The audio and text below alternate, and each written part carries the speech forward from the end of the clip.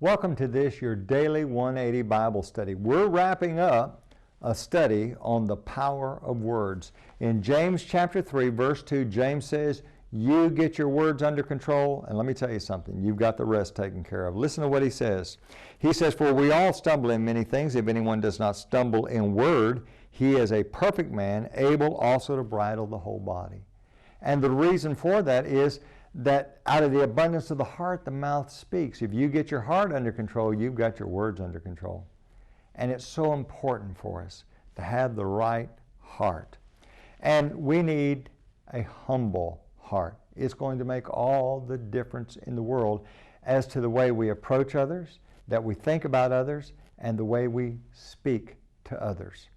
Now, in the book of Philippians chapter 2, there he's going to talk about the attitude that we need to have, but again begins by talking about the type of attitude that we need to have toward one another. Listen to what he says, beginning in verse number 1. Therefore, if there's any consolation in Christ, if any comfort of love, if any fellowship of the Spirit, if any affection and mercy, fulfill my joy by being like-minded, having the same love, being of one accord and one mind. Now listen to this.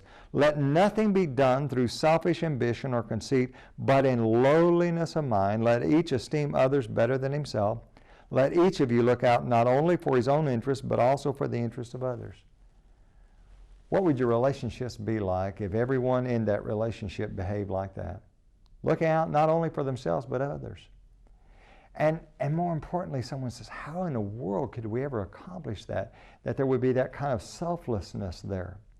Look at verse number 5 of Philippians 2. Let this mind be in you, which was also in Christ Jesus, who, being in the form of God, did not consider it robbery to be equal with God, but made himself of no reputation, taking the form of a bondservant and coming in the likeness of men.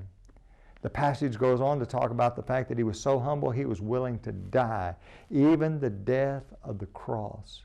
Now let me ask you this. Not only how would it affect all your relationships if there was that kind of humility present, how would it affect the words that you use if there was that kind of humility involved? And you say, well, you know, my husband, my wife, well, someone needs to have the attitude of Christ.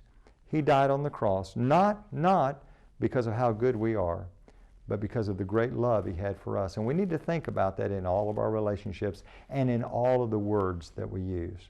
Join us again next week for your Daily 180.